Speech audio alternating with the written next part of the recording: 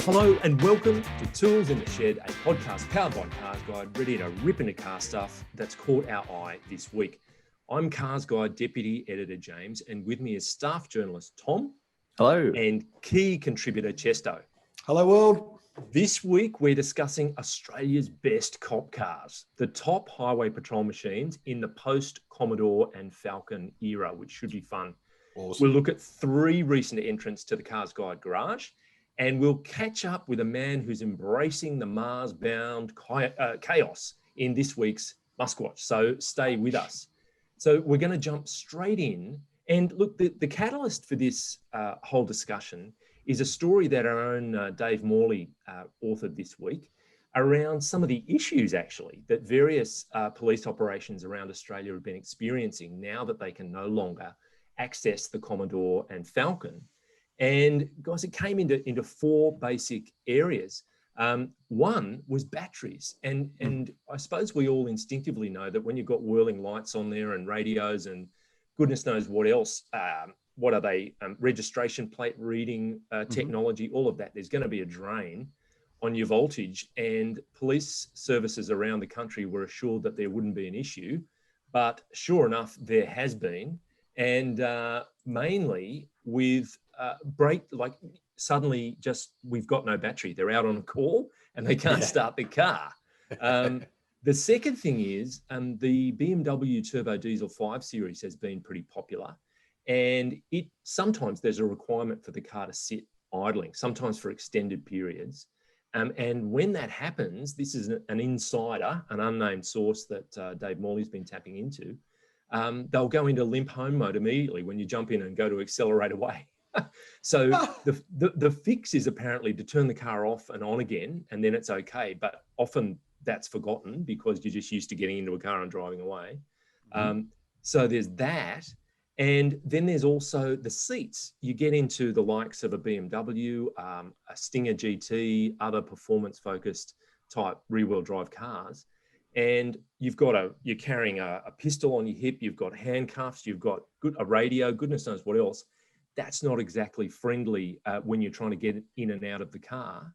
No. And the other thing is, a lot of these cars, these alternative cars, have high-tech information displays. And the police need to put in their own kind of stuff that takes up dashboard space. So they're so large, these displays, that it's actually difficult to see the stuff that you need to see when you're driving the car.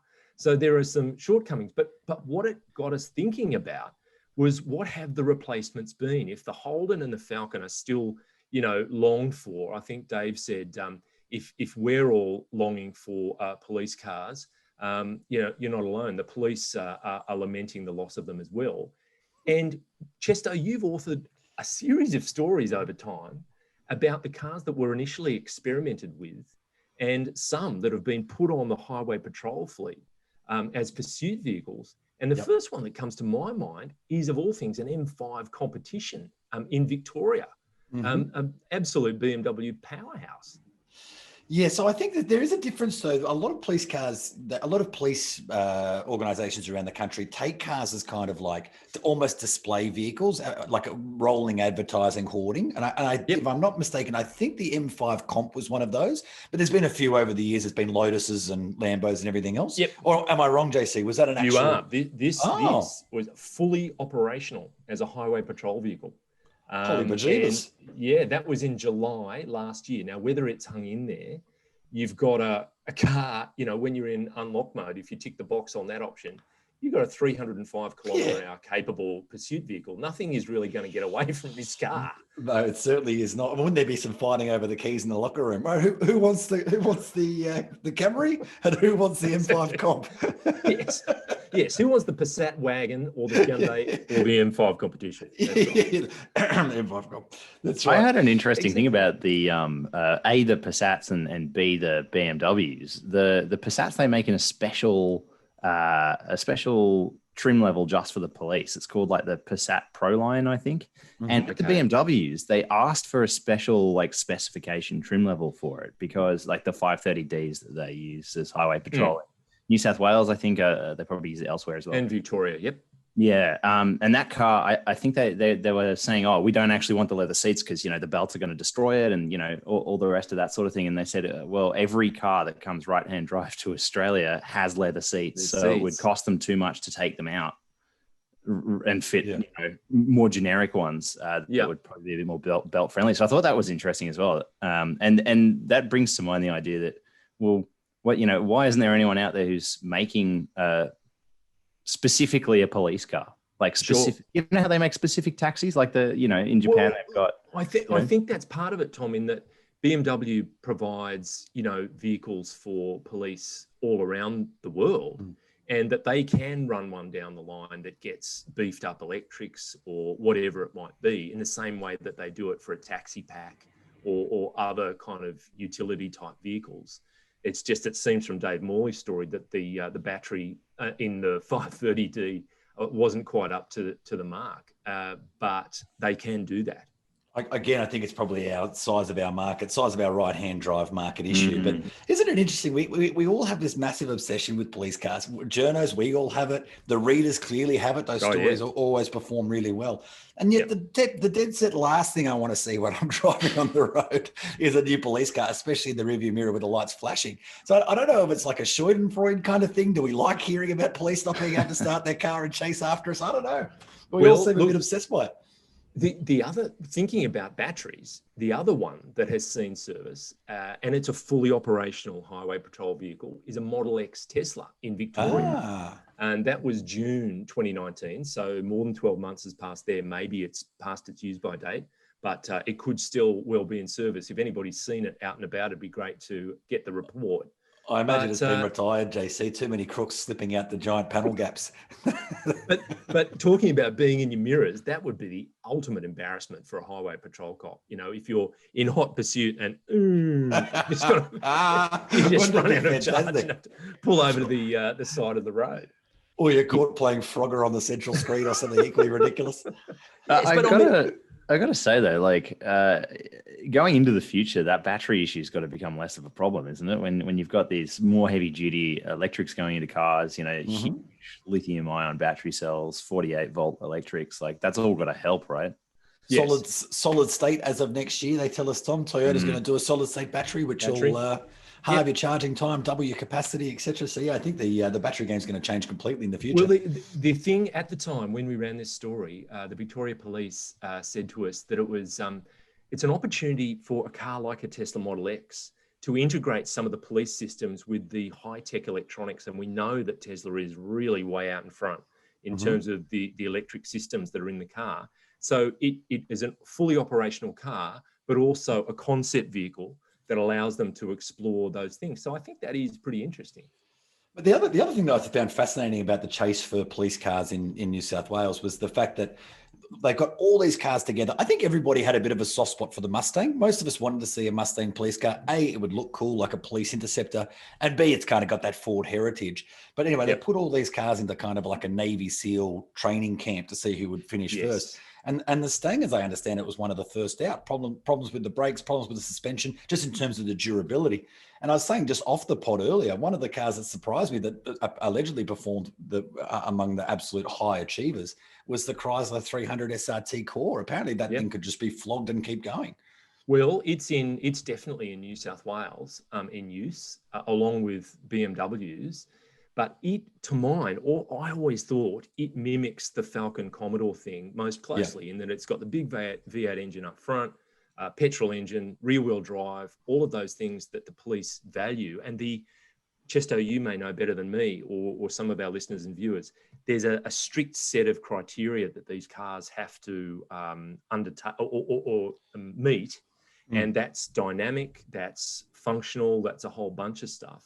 Absolutely. Yeah, and the 300 SRT did very well. I think that's the thing, isn't it? Key as well. No, like Americans probably don't struggle with this problem because there are so many more available, on the affordable end of the spectrum with cloth seats and plastic interiors that can be totally refitted, rear-wheel drive cars that are also, not heinously expensive. But the rest of the world, rear-wheel drive sort of is seen as more upmarket. So, you know, you have to sort of pull from that pool of premium cars rather than more affordable cars. And, you know, it's we're interesting stuck in that right-hand drive position again, aren't we? It's interesting you make that comment, Tom, because when you think about the Stinger GT, so there's twin turbo V6, rear wheel drive, seems to fit the mold, and it's in use, to my knowledge, in Queensland and WA and the Northern Territory and elsewhere, no doubt. It was actually a Queensland Police Highway Patrol car was taken to SEMA in Las Vegas. As an exercise in showing American police utilities what's available. And it's been doing the job here for, well, it was May 2019. We ran that story and it had already been in service by that stage. So it seems to be doing pretty well. I don't think it captured the imagination of the Yanks as much as they sort of hoped it would. It did the LA Motor Show tour as well. But I think, and I might be wrong here, Tommy, you might know, but isn't like the Japanese taxi situation, aren't the police cars in America kind of custom built for the police force because it's so massive? You would assume so. I mean, they had the Ford Crown Vic for ages, which I feel like was just a taxi and a police car. But yeah, no, that's a pretty unique situation though. It's huge. It's just a huge market, right? But I tell you, if you're worried about your Model X running out of juice, worry about your Chrysler 300 SRT running out of juice too, because when you put your foot down in that thing, you can actually watch the needle drop. Yeah. Well, that's the thing is, in America, like if you've got a giant V8, really, what's your range? 250 Ks? You know, it's not much better than an electric car, really. Good point. I in terms of American police vehicles, I always admire the Bluesmobile, and you've got to have the best cop shocks, cop motor, you know, and fix the cigarette lighter. But the other one that has seen the light of day is, let me see, the Civic Type R. Now, that was in New South Wales Police. It's a full liveried Honda Civic Type R. Now, this one, Chesto, is very much along the lines of what you were talking about before. It's a PR tool. It's to promote the iWatch program, designed to help police use social media to interact with the community. And and the police say it's a great community engagement tool. But it looks pretty, we've got pictures of it for people watching on YouTube. It looks pretty amazing as a police car. Mate, the cool thing about that, JC, is that anything you can use to sort of hide the shape of the Civic Type R is a step in the right direction. So the more liveries, the better. Putting camouflage back on it. But, you know, Civic Type R is a funny one. It's like the cops driving WRXs. It just strikes me as, shouldn't this car, you know, be the one being chased, not the other way around? Well, look, back in the day, the picture that's in your background there, Tom, you know, in Australia and the UK and elsewhere, probably Mini Cooper S was a pursuit vehicle for police in Australia, for sure. And what a pursuit vehicle! Oh yeah, you know, can't get you on the straight, but I'll nail you in the corner. On a freeway we're bugging, but take me on a windy Alpine road, I'll be right on you. Yeah, I think it's about as far from 5-star NCAP safety as you could get, though. So. It's true. I mean, another one that was considered, or at least we theorised and put it in the consideration set, and even had a go at mocking one up to see what it looked like, was a GSF Lexus, which also fits that template, if you like, V8 up front, rear wheel drive. It didn't get there, but it certainly has mixed up the field since the Falcon and the Commodore said goodbye. Well, that's one that's done as a police car over in Japan. It's not a GSF, right, but it's a Toyota Crown, isn't it? Something like that. Is it? Okay. Yeah. But in looking at various images, I saw everything from older Falcons to Valiant Chargers to goodness knows what. And it actually would be a good story for us to look through the history of some of the cars that have been used for pursuit work by police in Australia. But there it is. And look, it'd be good to get people's... Sorry, Chesto, go for it. I was going to say, mate, I think in Italy you might find a few of that fine vehicle behind you going around too. Internationally, some of the police cars are epic. So the Dubai police force, for example, has a fairly good fleet. Italy does. They've got a Veyron. They've got an... it's absolutely ridiculous. Yeah, fantastic use of taxpayer money. Well, actually, Tommy, it's funny you should bring that up. You know, with the BMW, that was a huge sticking point, as I understand. It was the PR look of our boys in blue driving around in BMWs. You know, they thought, is that going to feel like a waste of taxpayer money? And there is an argument that I would mount that actually, really all you need is a fleet of Camrys and a handful of Chrysler 300s. Do you really need BMW 5 Series? I don't know. Well, I mean, they've got mainly, what is it, so like Hyundai Sonata. There's a lot of those in New South Wales. Huge amount now. of Hyundai Sonatas. Yeah. They actually look pretty cool. When you're a motorcycle cop, do you really need a leather jacket and a leather cap? You know, do you maybe you could get away with a boiler suit with police on it, but there's something to do with that image, you know. T-shirt and shorts. That's And right. do you Australian really police motorbike? spec stubbies with the checkered blue and white around the legs would be fantastic. Possibly the most ridiculous police look remains the horse. It's the only hangover from the days of old. Do we really still need horses? No, I reckon it's the BMX. I think the BMX bike is pretty. I don't know. That takes it down a few notches. It to does get a that bit. kind of gravitas, even with the leather stuff. Nah, I don't think. When you replace your siren with a little bell on the handlebars, it does take some of the fear out of it, doesn't it? Okay. Well, look, it might be fun to ask people listening and watching what they'd like to see as a cop car. Have they been pulled over by one of these vehicles? Has a Tesla Model X ranged up in your rearview mirror? Let us know your thoughts. I think that'd be terrific. So, Let's throw it around the table quickly, JC. What would you like to see as the next police car in Australia? What do you think fits the bill? I don't know. Move on to Tom. I'll have a word. I have a think? What do you reckon, Tom? I do think the Stinger makes sense. I know they're already using it in Queensland, but it doesn't have that kind of aloof upmarketness of the BMWs, and you can get it specified without leather seats, and it has probably not quite the same amount of room as the Commodores and Falcons had, but it's not quite as tech heavy or across the dash. So I think it probably makes the most sense. And again, no need to retrain for okay.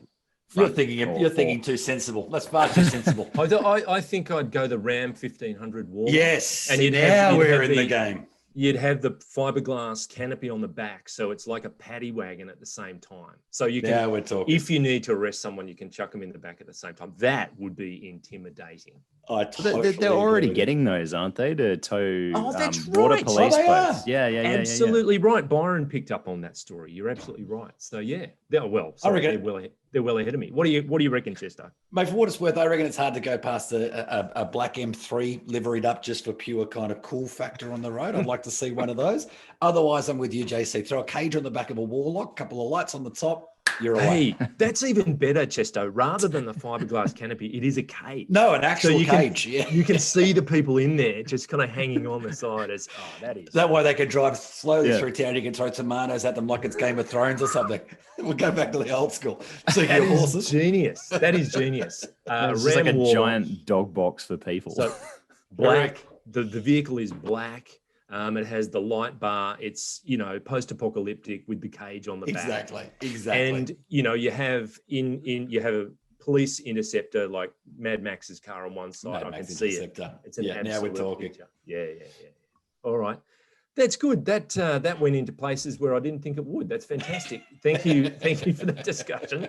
We're now going to move to our garage and talk about the cars that we have been driving this week.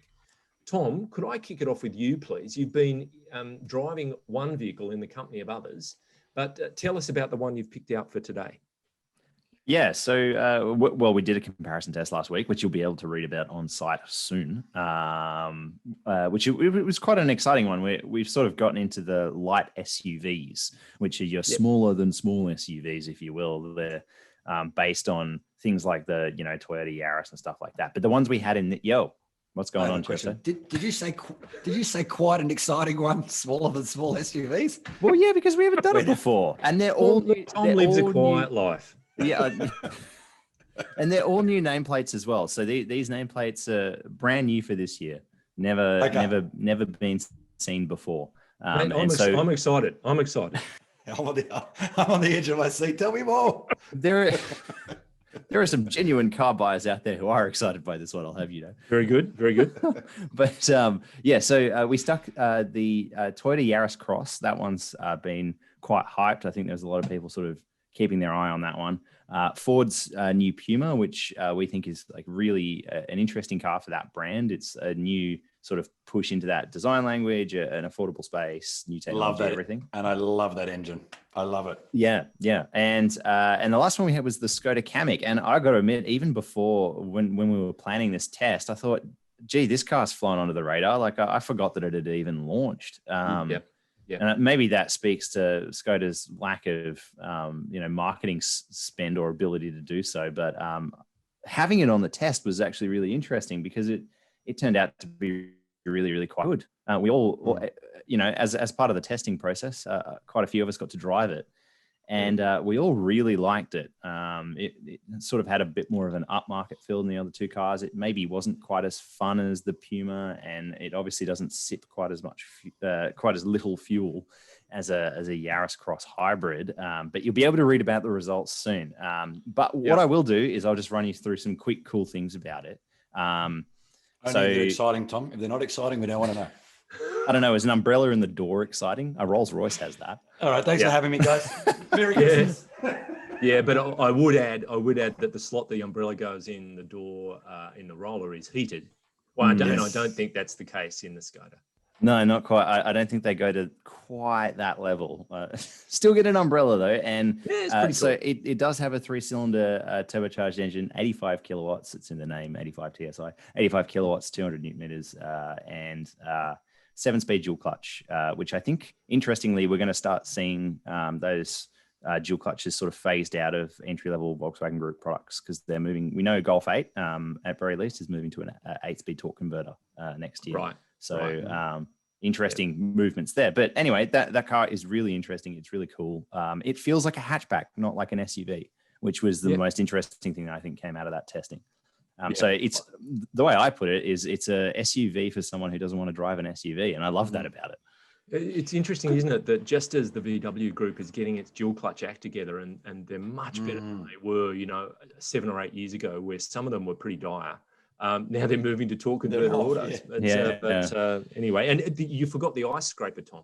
Open the fuel flap. There's an ice scraper for the windscreen, which is so useful in the majority of Australian locations. Yeah, exactly. And, being a front wheel drive car, when you drive it up to the snow once a year, I'm sure it'll come in handy. But there are plenty of parts of Australia with an ice problem. Now, Tom, I have some other questions for you, if you don't mind, sir. Sure. So tell me, I don't want to give away the end of this comparator. First, couldn't that just be Skoda's tagline? Like they're very good, but often forgotten by the Australian public for some reason. But every time you get in one, you're always pleasantly surprised. Here's my bold prediction for 2021 is that it will be Skoda's year. That after many years of building momentum, the product is starting to really substantiate that. So when you think about Kamiq, Karoq, a new Octavia, and the product that's coming for 2021, I think it could be a bit of a breakthrough year for Skoda. There's my bold prediction. I'd agree for that. It's also the kind of semi-premium car for people that want to be a bit different. It almost fits that role that Subaru fit a few years ago, if you remember. Saab buys. Yep. So, but anyway, that's a statement, not a question. My question is this, Tom: have you driven the Yaris Hybrid hatch? Not the hatch. I've only driven the Yaris Cross as a hybrid. Without giving away the end of the comparator, was it good? The Yaris Cross hybrid, not as good as we expected. That was my feeling on the hatch. Okay, fair enough. Well, it's funny actually because there is a comparison live now on light hatchbacks where the Yaris featured, and none of them were hybrid, so they were all sort of petrol engine powered. And the Yaris we found had the best ride of the 3 cars we tested there by quite a margin. So it was quite interesting to see the Yaris Cross perform not as well as we expected in our light SUV test. But anyway, no spoilers. You have to. Interesting. No spoilers. Very good. And it'll be soon. It'll be soon. So it'll be very soon. Won't have to wait too long. Now, thank you, Tom. Chesto, we'll move on to your good self. You've had a vehicle on a long-term test, which you've waved goodbye to. Tell us about it, please. I have. I've spent the last couple of months behind the wheel of the Mazda CX-30 G25 Astina, which is essentially the top of the CX-30 tree until the Skyactiv X engine. I think they've just launched the Skyactiv X engine, so I think it's one below the top rung now, but certainly the biggest and most expensive traditional engine you can buy. Right. It's a really interesting car, actually. So I'll preface this by saying I've actually never really been a fan of the CX-3. I think it's a really nice looking car, but for me, it just serves no practical purpose. It's not Like if you say the Skoda is a this SUV that performs like a hatch, the CX-3 is kind of a SUV that performs like a microcar. There's no boot space, there's no rear seat space. It's kind of unusable, although albeit very good looking. So the CX-30 then is supposed to plug that gap between the CX-3 and the CX-5. It's the 3-based SUV, so it's a bit bigger. And I defy really anybody to look at that car and tell me that's not attractive. It is really nice designed, really sleek inside and out, especially in a Astina trim where you get all sorts of fruit, white leather seats, the whole 9 yards, which of course my dog promptly destroyed in the back. But anyway, that's a story for Mazda. Okay. Another time. Nothing we couldn't wipe out, ladies and gentlemen, don't worry. But anyway, so it's a really nice looking car. And in a lot of ways, it's a really nice driving car. I like that G25 engine. Yeah, I like that engine. It's certainly punchy enough to get around town without being ridiculous. I found the gearbox a little jerky in places. It wasn't quite as smooth shifting as I expected it to be. But perhaps the biggest drawback is that compared to other vehicles in its segment, cars like the Kia Seltos, for example, it's just not as well packaged in terms of practicality. The rear seat is a little cramped, even for someone of my height, which isn't exactly towering. And the boot as well is quite small. So it's a really sleek and stylish car, but you do pay a practicality price for it. You'll get more room in something like a Seltos. So the boot is small for a person of your stature as well. You've been, up to usual standards, you've been stuffing people in there. That's right.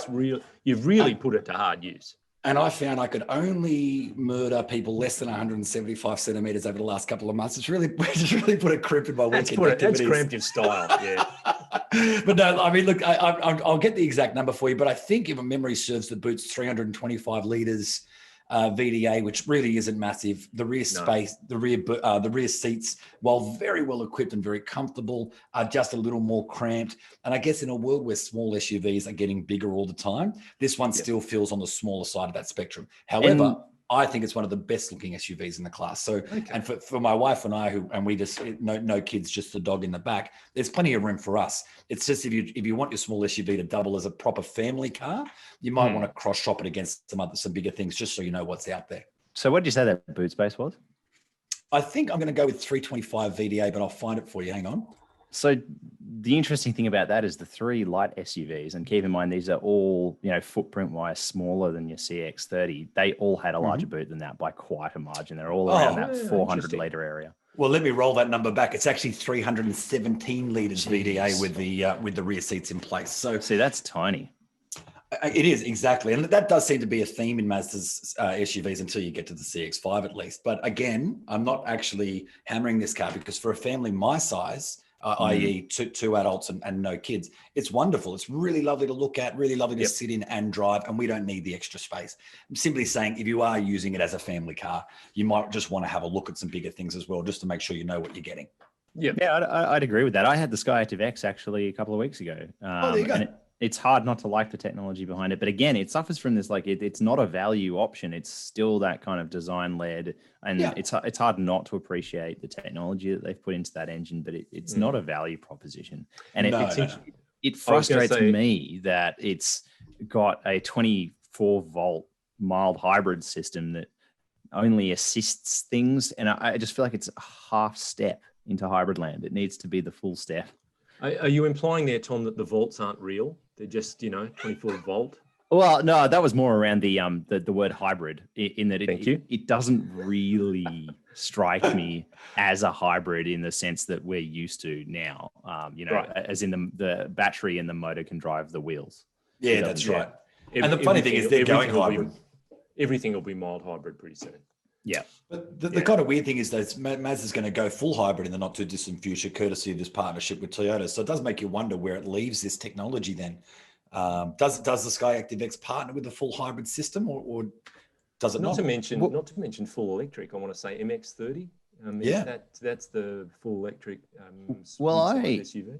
I asked him about this and I thought, wouldn't it make sense if they were going to say, okay, well, Skyactiv X, it's just the next generation of our engine technology. And that replaces, so they go Skyactiv X 2-litre engine, has a bit more power, replaces the base 2-litre Skyactiv G, and then the 2.5 gets replaced with the new turbo engine. That would make sense to me across their range. So you go, okay, you get the base, that's Skyactiv X, and then you get the top, that's turbo. But apparently not. Skyactiv X is just on its own.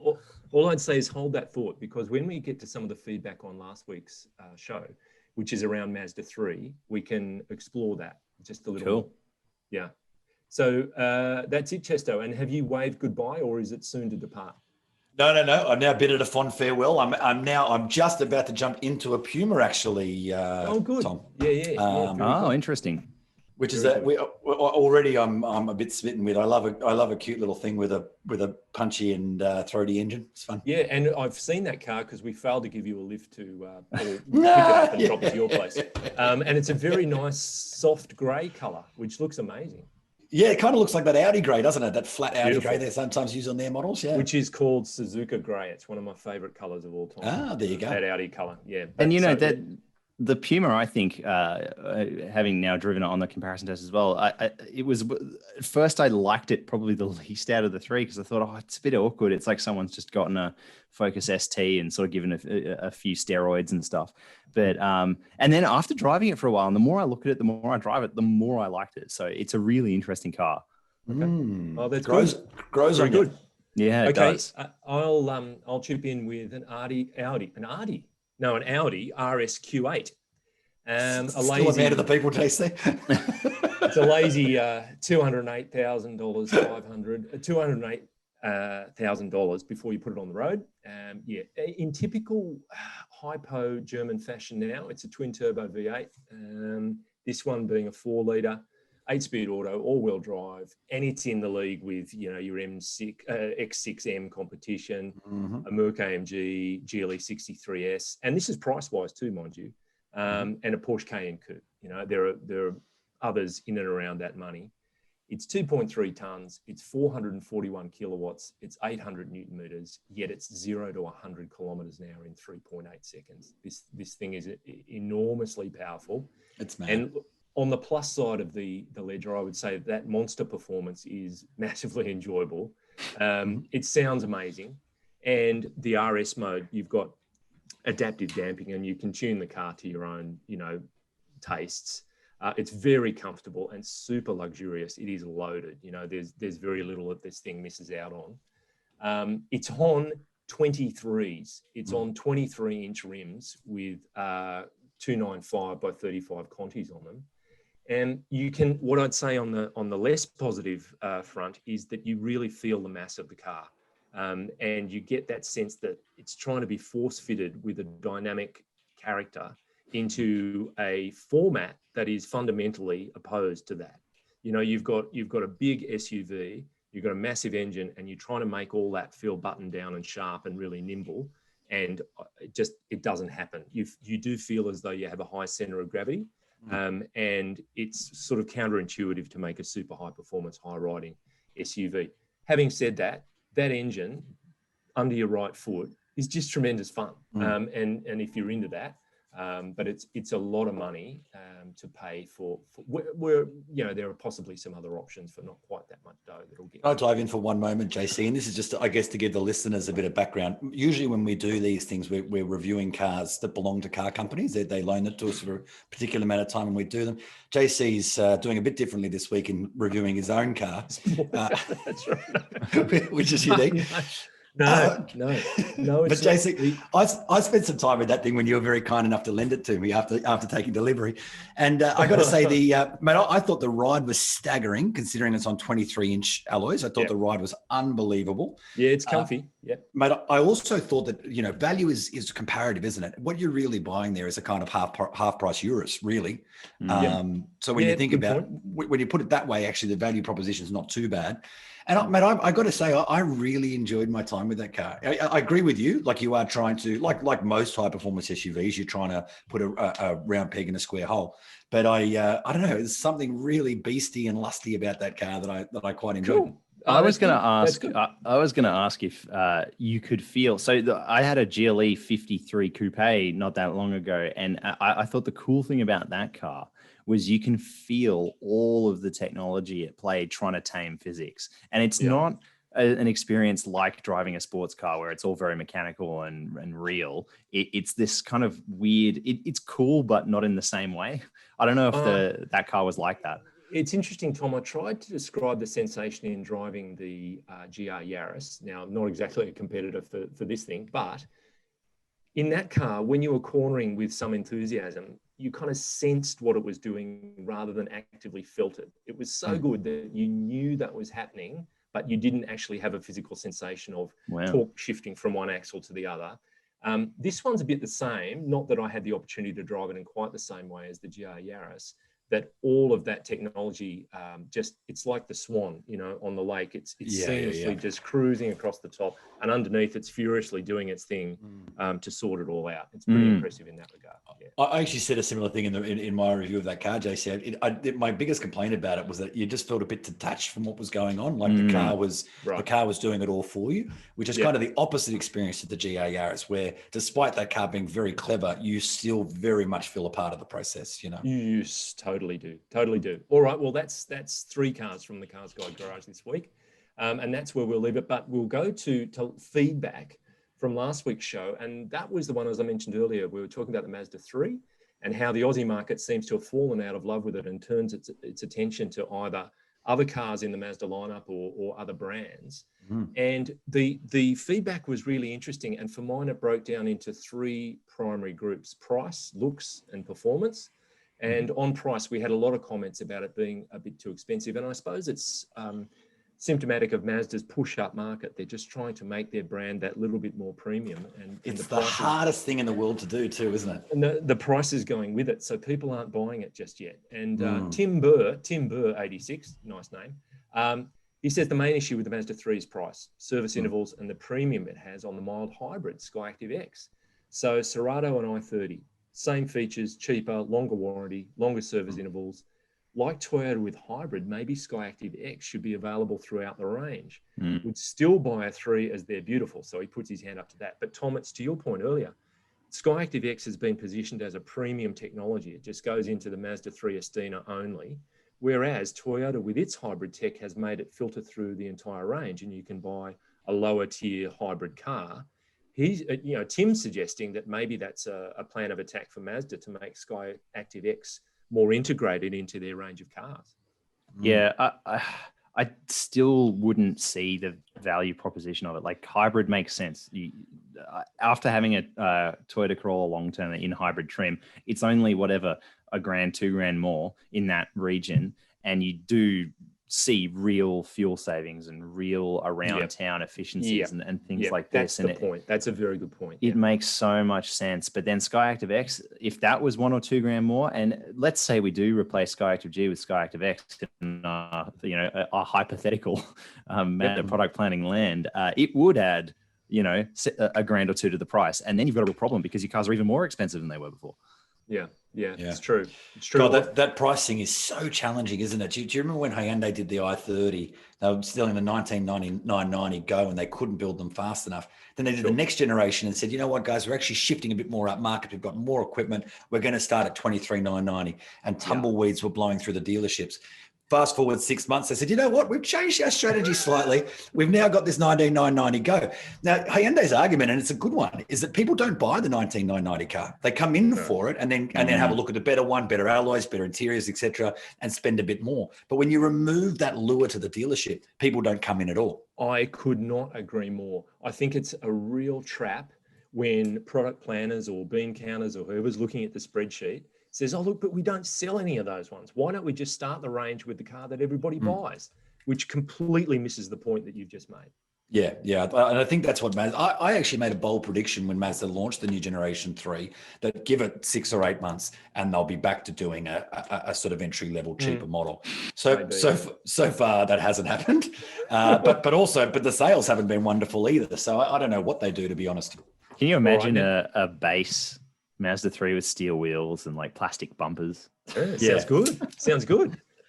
We then move on to the looks, which of course is a much more subjective area. And I think in last week's show, we did mention that you have pretty much polarized camps, people that are in love with the way the Mazda 3 looks and people who are really weirded out by it.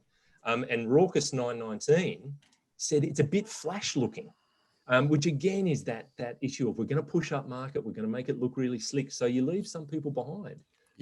At the same time as you're trying to recruit newcomers. CX3 parked next to it, CX3 every day of the week. And then he says, then walk into Kia and buy something else. Shem Mac, Mazda 3 looks great, but I think it's moved away from being a practical hatch and into an almost large coupe looking thing. And I think that's absolutely the idea, that they're trying to get that sleek coupe looking design, but it's obviously not striking a chord with everybody, because Cybermat Strike said new Mazda 3 doesn't look as good as, and it jumped 5K. New hatch, weird looking. And that word weird came up a few times. Yeah. No code 89, and I looked at for what a code 89 is, and it's the oil life monitor. So when you change the oil, you want to reflash that code and make sure that it doesn't come up again. So thanks, no code 89. Mazda 3 didn't sell well because it's more expensive, less practical, and the hatch rear end is too round and looks weird. So there's that word again. Sedan looks great though. Too bad nobody buys non-performance sedans anymore. You got to see it in the flesh, though. I reckon the looks is obviously a bit of an issue. Like I think with JC, that camp is very split. I'll give you an example. Our friend and colleague Stephen Colby is head over heels in love with the design of that car. Me, not so much. I think the old one looked better. The outgoing car. Interesting. I actually really like it. I think there's a lot of Alfa Romeo Brera about the rear end of the hatch. And I think the sedan's really good looking too, which it seems to be really tough at the moment. You know, you look at the kind of sedan hatch split from a lot of rival hatchbacks or sedans, and this one always looks a bit awkward. I find the Kia Sorento is an interesting one because I find the hatch looks a bit weird, but the sedan actually looks really good. But Mazda seems to have done it for both. So I think they both look quite good, but it's funny to see people being weirded out by the hatch. I think you've hit the nail on the head there, Tom. When you want to produce a mass market mainstream vehicle that you're hoping to sell hand over fist, you want to base it on the Alfa Romeo Brera. I think that's your target. All right, gents, so let's do the Mazda 3 round table then. Weird or wonderful? JC? Wonderful. I'm in the camp that absolutely loves it. I think that hatch is superb. Notwithstanding the limitations it puts on your kind of over the shoulder view, those big C pillars, I like it. Love it. Okay. Tom? Love it. It's wonderful. Looks great. Feels it from behind the wheel. Obviously has moved out of being a value proposition, but look, you know, they've put themselves in a unique position now, and will it work? Who knows? I'm somewhere between the two, I reckon. I'm definitely not in the weird camp, but I'm not quite in the wonderful camp either. There was something, at the risk of sounding like it's the 1950s, there was something a little more masculine about the old Mazda 3. I think the new one's just completely smooth lines, loses something for me. But anyway, that's just my opinion. Cool. Now, look, one of the other things that was called out was performance. So George P was representative, Manu Jar, that Mazda 3 needs more responsive power to sell. People are waiting for the turbo, I think, was Manu's two bobs worth. And you're waiting a while, I think. Put it all together, really. He's a Mazda devotee. He's owned 8, he says, usually 2 at a time, including he's had an RX-8, various others. He'd still consider a new 3 to replace his current one, but the turbo would seal the deal. You know, it's not about straight line speed that appeals to him, but that effortless drive. And he's getting that vibe from the North American reviews of the turbo version of the 3, that it's quite effortless to drive. And he said it seems to add to that premium feel Mazda's keen on. So he's sussed that that's where Mazda's heading. The current 3, even with the 2.5, seems underdone, his word, not mine. And a bit thrashy at high revs. And he says, so come on, Mazda, you know, bring the Turbo 3 down under. I think Tom has some news on that, don't you? Tom, don't you know something about the 3 Turbo? And it's not good news? Yeah, no. I think the most recent thing we did on it, we were saying that it's still ruled out for right-hand drive, and it's an American market special sort of deal. I think it would be such a shame if that engine never came here. And you've got to sort of look at it and think, oh, you know, would that sort of thing make sense for a midlife update for that car? Because we're still early on in its life cycle. So, you know, I don't, you know, is it no forever? I don't think so. I hope not. I think it'd be great with that engine. The other thing to remember is I know they don't call it an out-and-out hot hatch, but it's also bloody quick. They did some performance testing in the US. I think it was getting, I can't remember the exact number now, but it was out-punching GTIs and Type Rs and stuff. It was it's a fairly quick thing in a straight line. Which leads beautifully into Lofty Vision's feedback. Good old Lofty came at us and said, interesting that mainstream brands that no longer offer hero cars are suffering falling sales. Mazda has no MPS, and don't get me started on Subaru. For example, it's a huge disappointment that there's no Outback XT coming to Australia. And his quote is, nobody aspires to mediocrity. Although I've got to say, if I was able to achieve mediocrity, I'd be quite pleased. But he says, Hyundai N, Toyota GR, hero cars obviously attract buyers to the whole range. So for the love of God, wake up Mazda and Subaru. And then he put a very nice subbing mark with a oblique end of rant. So thank you for that, Lofty. Go, Chester. Sorry to interrupt again, but I'm just going to pour a great big bucket of cold water on that theory, because unfortunately it's not right. It's not as if Toyota was really struggling in Australia and the i30, the GR Yaris has suddenly kickstarted it.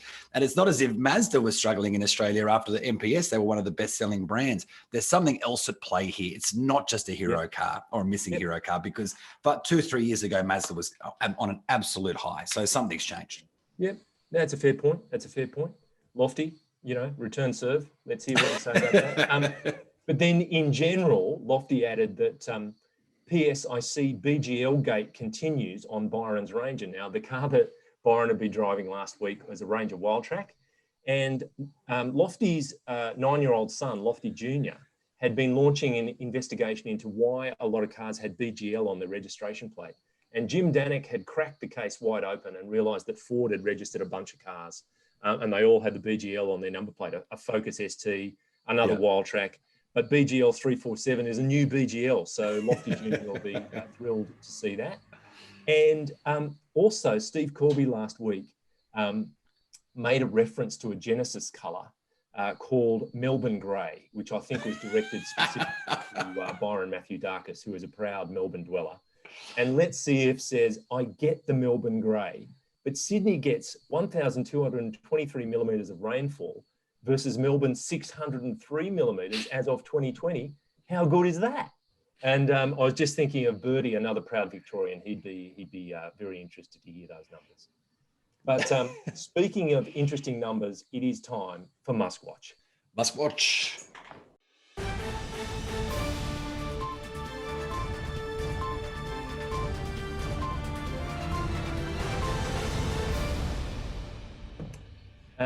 First up, during the week, SpaceX launched its Starship into high altitude for the first time. And let's just say it went out in a blaze of glory, in that it went to a certain altitude, which was very good by all accounts. SpaceX was very happy.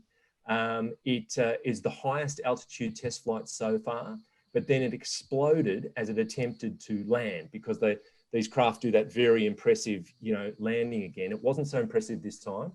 And however, the dear leader was very happy, as were people at SpaceX. He tweeted, successful ascent, switch over to header tanks, all of this, technical blah, blah, blah. And a few minutes later, he added, Mars, here we come. Right. So on Twitter, that drew an interesting response. Millennium Creek said, bring back something cool. And lousy t-shirt.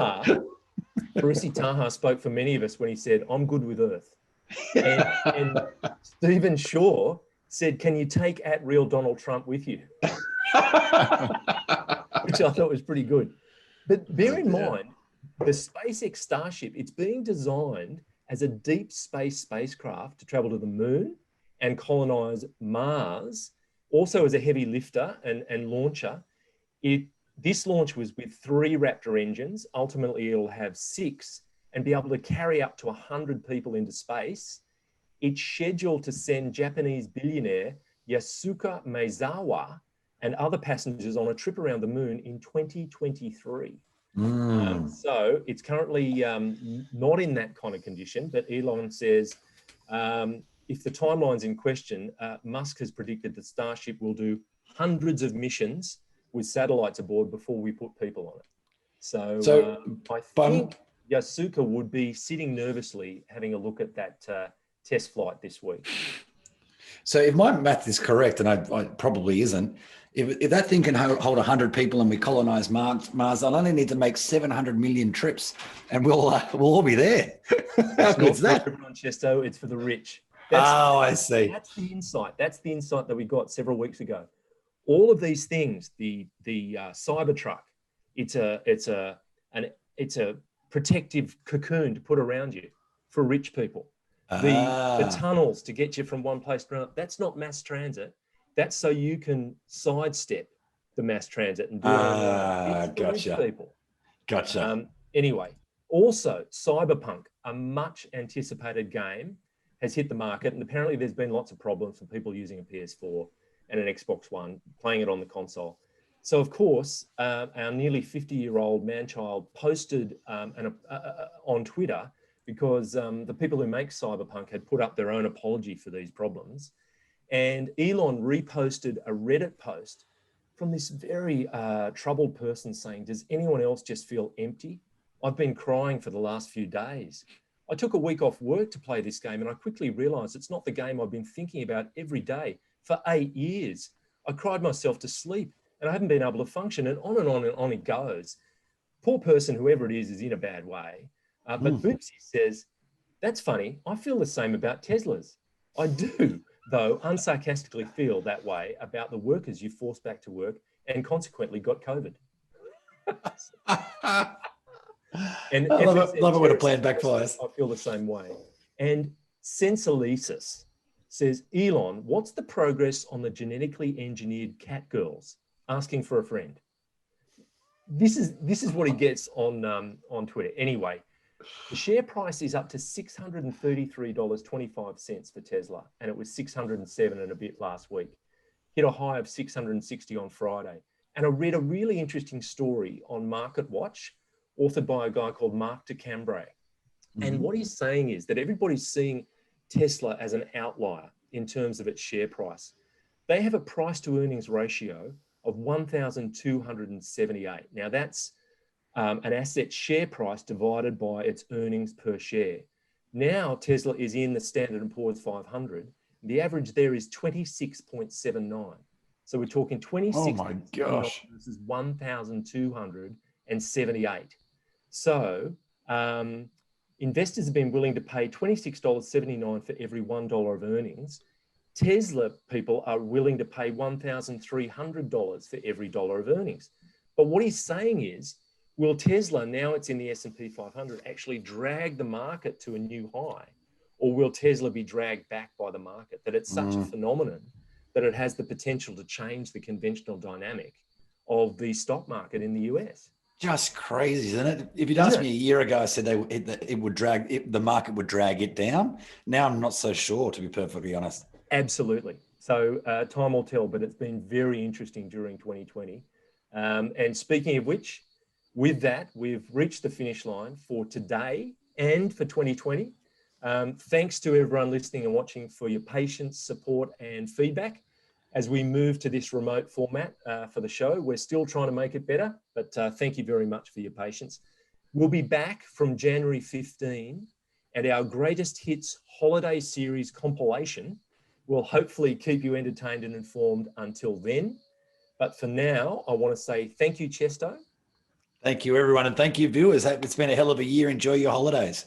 And thank you, Tom.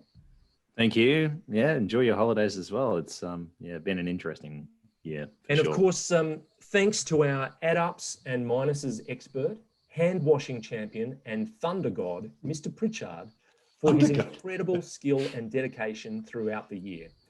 Today, he's wearing a t-shirt saying, 2020, 1 star, very bad, would not recommend. Pac-Man pants and tank shoes. It's quite a look, as usual. Let us know your thoughts. You can find Cars Guide on Facebook and Instagram, or email us at comments@carsguide.com.au.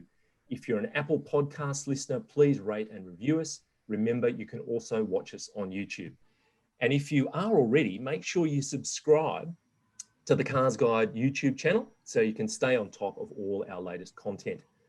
All the best for the upcoming break, and see you in 2021. But before we go, I was lonely.